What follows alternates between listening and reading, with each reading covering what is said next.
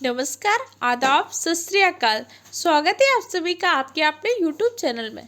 आप सबके seated exam के लिए बहुत कम टाइम बचा है और इसलिए आप सबको CDP के रिवीजन जो क्लास आ रही है, इसमें हमने इससे पहले की क्लास में वृद्धि क्या होता है, विकास क्या होता है, सूक्ष्म गति कौशल, स्थूल गति कौशल क्या होता है, विकास की अवस्था क्या होती है, विकास का सिद्धांत क्या होता है, इसके इंपॉर्टेंट की पॉइंट को, पॉजिटिव टैग और निगेटिव टैग को समझा था। आज की क्लास में हम आनुवंशिकता व वातावरण का प्रभाव क्या होता है, इसका योगदान क्या होता है, प्रकृति पोषण विवाद क्या होता है, वुडवर्थ के क्या कथन थे, प्रगतिशील शिक्षा क्या होती है, बाल केंद्रित शिक्षा क्या होती है, इसके अलावा जो भाषा का विकास कैसे होता है, भाषा कौशल क्या होते हैं, इन सारे पॉइंट को बहुत कम टाइम में और सिर्फ की पॉइंट पे डिस्कस करेंगे, क्योंकि इन की पॉइंट की हेल्प से आप क्वेश्चन में आराम से आंसर को ढूंढ पाएंगे। ओके, अगर आपको इसकी PDF चाहिए, प्रीवियस ईयर चाहिए या कुछ नोट्स चाहिए तो सारे नोट्स आपको मेरे टेलीग्राम चैनल में फ्री ऑफ कॉस्ट मिल जाएंगे। टेलीग्राम चैनल की लिंक मैंने डिस्क्रिप्शन बॉक्स में डाल दी, वहां से जाके ज्वाइन कर लीजिएगा। ओके, अपनी क्लास को स्टार्ट करते हैं। विकास किसका प्रभाव है? तो विकास परस्पर आनुवंशिकता व वातावरण की अंतःक्रिया का प्रभाव है।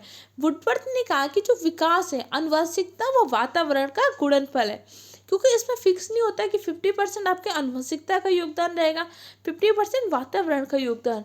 हो सकता है कि किसी क्षेत्र में आपको वातावरण का ज़्यादा योगदान मिल जाए, किसी क्षेत्र में विकास का ज़्यादा योगदान मिल जाए। तो जैसे आप मान लीजिए महात्मा गांधी खुद बहुत अच्छे कुशल नेता थे, बहुत अच्छे समाज सुधारक थे, लेकिन कहीं ना कहीं क्या हुआ, उनके बच्चे उतने ज़्यादा वो नहीं हो पाए। बच्चे बहुत ज़्यादा उनके क्या हुए, बहुत ज़्यादा अच्छे मतलब महान नेता नहीं बन पाए। उनके अंदर तो आनुवंशिकता तो बहुत अच्छी मिली, महात्मा गांधी के बच्चे थे, हो सकता है उनको वातावरण उतना अच्छा नहीं मिल पाया। जैसे बाबर स्वयं तो बहुत ही कुशल योद्धा था, लेकिन बाबर का बेटा हुमायूं उतना अच्छा कुशल योद्धा नहीं बन पाता। उनको आनुवंशिकता तो बहुत अच्छी मिली। अब हम कई बार पढ़ते हैं कि क्या हुआ, एक रिक्शा चालक का बेटा IAS बन गया, एक ड्राइवर की बेटी जज बन गई। हो सकता है उनको आनुवंशिकता कम अच्छी मिले, उनके माँ बाप उतने पढ़े लिखे नहीं है, लेकिन उनको वातावरण अच्छा मिल गया, उनका विकास ऐसा हो गया। तो विकास में क्या होता है, आनुवंशिकता व वातावरण दोनों का महत्वपूर्ण योगदान होता है। इसके अलावा एक और थ्योरी जो अक्सर पूछी जाती है, प्रकृति पोषण का विवाद। प्रकृति पोषण विवाद से आपसे क्वेश्चन पूछा ही जाता है। इसमें प्रकृति क्या होती है? प्रकृति कहते हैं जो हमारी नेचर होती है। कहते हैं ना कि नेचर का मतलब यहाँ प्रकृति से नहीं है, नेचर का मतलब यहाँ पे आपके वंशानुक्रम से है। कई बार हम बोलते हैं ना कि इस इंसान की प्रकृति नहीं बदल सकती, कुछ भी हो जाए, मतलब उसका नेचर नहीं बदल सकता। और पोषण का मतलब क्या होता है? पोषण का मतलब आपके वातावरण से होता है, आपके नर्चर से होता है कि आपके वातावरण कैसा है, आपका नर्चर कैसा है। तो जो आपका वंशानुक्रम होगा, आपको आपके माँ बाप से जो DNA मिल गए, वो DNA चेंज हो सकते हैं? नहीं होंगे ना। लेकिन आपका वातावरण, आपका एटमॉस्फेयर, आपका सराउंडिंग चेंज हो सकता है ना। तो जो आपका वंशानुक्रम होता है वो स्थिर होता है, जबकि वातावरण कैसा होता है, गतिशील होता है, डायनेमिक होता है, परिवर्तनशील होता है। पॉइंट समझ में आया? प्रकृति क्या होती है, पोषण क्या होते हैं, वंशानुक्रम क्या होता है, वातावरण क्या होता है। और विकास वंशानुक्रम व वातावरण दोनों का गुणनफल है। मनुष्य में कितने जोड़ी गुणसूत्र पाए जाते हैं? तो मनुष्य के अंदर क्या होता है, 23 जोड़ी गुणसूत्र पाए जाते हैं, जिसमें 2 गुणसूत्र ऐसे होते हैं जो आपके सेक्स का निर्धारण करते हैं कि वह स्त्री होगी कि पुरुष होगी, लड़का होगी कि लड़की। XX गुणसूत्र हैं तो क्या हो गई, लड़की हो गई। अगर XY गुणसूत्र है तो क्या हो गया, XY गुणसूत्र हो गए तो लड़का हो गया। मंगोलिज्म एक प्रकार का डाउन सिंड्रोम है जो गुणसूत्र की ट्राइसोमी से होता है। अगर आपके 21वें गुणसूत्र की ट्राइसोमी हो जाती है तो डाउन सिंड्रोम होता है। ठीक है, 13वें गुणसूत्र की ट्राइसोमी से क्या होता है, पटाउ सिंड्रोम हो जाता है। कई बार इससे क्वेश्चन पूछ लेता है। ओके, अब हम डिस्कस करते हैं बाल केंद्रित शिक्षा। बाल केंद्रित शिक्षा से तात्पर्य क्या होता है? बाल केंद्रित शिक्षा के अंतर्गत हम बालक को केंद्र में रखते हैं। बाल केंद्रित, जैसे कोई भी चीज कर रहा है, कोई भी काम कर रहा है, तो उसका सेंटर पॉइंट क्या होगा, उसमें बालक होगा।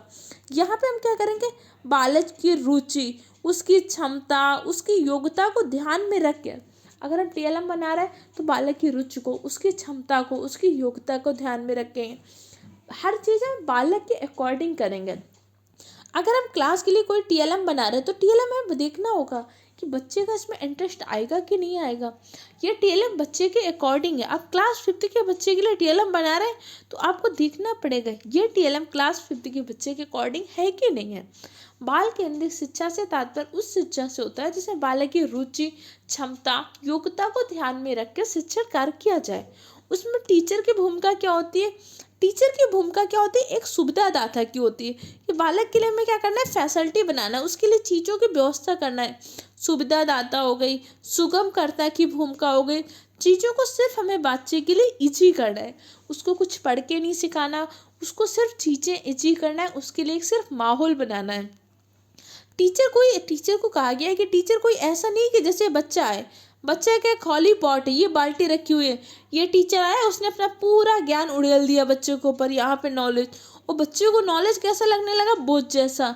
हमने एनसीएफ में भी कहा है लर्निंग विदाउट बर्डन, शिक्षा बिना बोझ के। अब आपने बच्चे के ऊपर सारा ज्ञान उड़ेलते चले गए तो ये चीज़ें बच्चे को क्या हो गई? बोझ लगने लगी।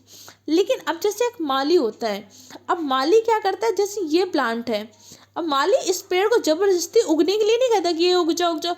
माली सिर्फ उसके लिए क्या करता है? चीज़ों की व्यवस्था करता है। भाई इसको कब सॉइल की मिट्टी की ज़रूरत है, कब उसको खाद की ज़रूरत है, खाद देते हैं, कब उसको पानी की ज़रूरत है, कब उसको धूप की ज़रूरत है, सिर्फ उसके लिए सुगम करता है चीज़ें। तो टीचर को हमेशा एक माली की तरह बच्चे के लिए सुविधादाता, सुगम करता है की भूमिका का निर्वाह करता है। जो वर्ड मैं बोल रही हूँ ना, सुविधादाता, सुगम करता, शिक्षा बिना बोझ के, बालक को केंद्र में रख के सुगमकर्ता की भूमिका, ऐसे क्वेश्चन आपको प्रीवियस ईयर सॉल्व करके देख लीजिए, ये आपको एग्जाम हॉल में मिलेंगे। इन्हीं सारे पॉजिटिव टैग्स को आपको ध्यान में रखना है। तो बाल केंद्रित शिक्षा समझ में आई? बाल केंद्रित शिक्षा से तात्पर्य उस शिक्षा से होता है जिसको बालक को केंद्र में रखते हैं तथा शिक्षक को क्या है? सुविधादाता, सुगमकर्ता की भूमिका का निर्वाह करना होता है। प्रगतिशील शिक्षा, प्रगतिशील शिक्षा के जनक कौन है? प्रगतिशील शिक्षा के जनक जॉन डीवी है। जॉन डीवी ने क्या किया था? लॉर्ड विद्यालय खोले थे। इन्होंने कहा कि बच्चे को क्या करना चाहिए? करके सीखने दो। जब बच्चा करके सीखेगा, आप ऑब्जर्व करिए, बच्चे को देखते रहिए, लेकिन जब बच्चा करके सीखेगा, खुद से एक्सपीरियंस लेगा, जो एक्सपीरियंस वो खुद से लेगा वो अनुभव उसका जीवन पर्यंत उसके साथ चलेगा। आपने देखा होगा बहुत सारे काम आपने किए होंगे, बहुत सारी थ्योरी रटी होंगी, लेकिन वो थ्योरी हमें याद नहीं होगी, लेकिन जो एक्सपेरिमेंट हमने खुद किए वो हमें आज तक लाइफ टाइम याद होंगे। जॉन डीवी ने क्या? प्रगतिशील शिक्षा का समर्थन किया। इन्होंने कहा कि मारिया मॉन्टेसरी ने भी प्रगतिशील शिक्षा का समर्थन किया था। हमने कहा भाई करके सीखने दो, जब बच्चे करके सीखेगा। अब जैसे आप बच्चे को कोई चीज़ समझानी है, आप बच्चे को दूध के बारे में समझाना है, बच्चे को दही के बारे में मान लीजिए समझाना है कि भाई दूध में क्या होता है, एक शर्करा पाई जाती है, लैक्टोज शर्करा। अब आप बच्चे को बताओ कि बेटा शर्करा कैसी होती है? मीठी होती है। आपने बच्चे को दूध दिया, बेटा टेस्ट करो, तो उसने कहा ये तो मीठा है।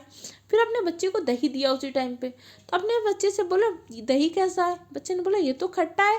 तो आपने बताया जो खट्टी चीज़ें होती है वो क्या होती है? अम्ल होती है, एसिड होती है। जो मीठा होता है दूध, उसमें कौन सी शर्करा? लैक्टोज शर्करा। दही में कौन सा एसिड है? लैक्टिक एसिड है। ऐसे आप कोई भी एक्सपेरिमेंट करवा रहे हैं, बच्चे को लर्निंग बाय डूइंग का मौका दे रहे हैं, बच्चे को करके सीखने का मौका दे रहे हैं, ये सब किसके अंतर्गत होता है? प्रगतिशील शिक्षा के अंतर्गत होता है। दोनों पॉइंट को समझना है।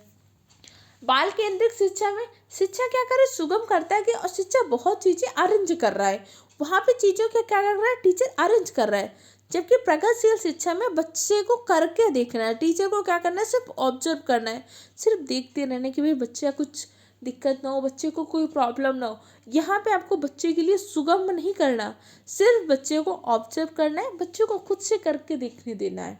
तो प्रगतिशील शिक्षा, बाल केंद्रित शिक्षा समझ में आ गई। भाषा के विकास से क्वेश्चन पूछ लेते हैं कई बार कि बच्चे का भाषा का विकास कैसे होता है। तो कुछ बच्चे का जो भाषा विकास 6 माह में बच्चे क्या करना है? बलबलाना, बबलिंग करना प्रारंभ कर देते हैं। बबलिंग का मतलब क्या होता है? छोटे छोटे वर्ड। अब जैसे 6 महीने का बच्चा होगा, सोचिए आपने किसी 6 माह को बच्चे को देखा हो जिसके बारे में वो क्या होता है? छोटे छोटे वर्ड, मुझे मम चाहिए, पानी को कई बार मम बोलता है, खाना बोलता है, रोटी है, छोटे छोटे वर्ड जो उसके घर वाले सिखाते बोलना प्रारंभ कर देता है। 1 वर्ष तक बच्चा क्या होता है? शब्दों को प्रॉपर रूप से बोलने लगता है। जब बच्चा बहुत छोटा होता है तो क्या करता है? कुकिंग करता है। कुकिंग का मतलब क्या होता है? चिल्लाता रहता है। जब छोटा बच्चा होता है जो बिल्कुल कुछ नहीं बोल पाता, तो आप उसका कोई टॉय इधर से उधर करिए, अगर वो टॉय उसे पसंद है तो क्या करेगा, रोने लगेगा, चिल्लाने लगेगा। अगर उसको मम्मा से लेके उसकी मम्मा से कोई दूसरा गोद में लेने लगता है तो रोने लगता है। छोटा बच्चा अपने भाषा का विकास, अपने एक्सप्रेशन को कैसे करता है, रो के। देखो भाषा क्या होती है, भाषा हमारे विचार को, हमारे विनिमय का साधन है। अब छोटे बच्चे की भी तो अपनी एक भाषा होगी, वो भी तो कुछ कहना चाहता है। तो छोटा बच्चा, सबसे छोटा बच्चा कैसे करता है, कुकिंग करके चिल्लाने लगता है। उसके बाद जब 6 महीने का बच्चा होता है तो क्या करना है, बबलिंग करना स्टार्ट करता है, छोटे छोटे वर्ड्स बोलता है, अपनी लैंग्वेज में बोलता है।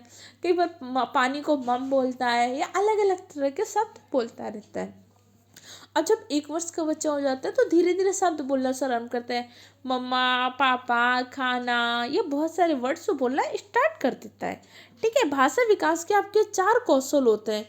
इन 4 कौशल से क्वेश्चन पूछते हैं, LSRW। ऐसा नहीं होता कि ये कौशल एक सीक्वेंस में है। सबसे पहले बच्चा क्या करेगा, सुनना, उसके बाद बोलना, फिर पढ़ना, फिर लिखना। लेकिन ये चारों कौशल क्या होते हैं, अंतः संबंधित होते हैं। हो सकता है कोई बच्चा किसी कौशल को पहले करना प्रारंभ कर दे, कोई बाद में, लेकिन सामान्यतः यही कौशल होते हैं कि सबसे पहले सुनता है, उसके बाद फिर बोलना प्रारंभ करता है, फिर पढ़ना प्रारंभ करता है, लिखना सबसे बाद में प्रारंभ करता है। सामान्य भाषा विकास का यही सीक्वेंस होता है। छोटे छोटे पॉइंट को हम कम टाइम में जल्दी से रिवाइज कर रहे हैं। वीडियो कैसा लगा इसका फीडबैक कमेंट सेक्शन द्वारा दीजिएगा। PDF आपको टेलीग्राम चैनल में मिल जाएगी, वहाँ से ज्वाइन कर लीजिएगा। चैनल को सब्सक्राइब करिए। जल्दी मिलते हैं।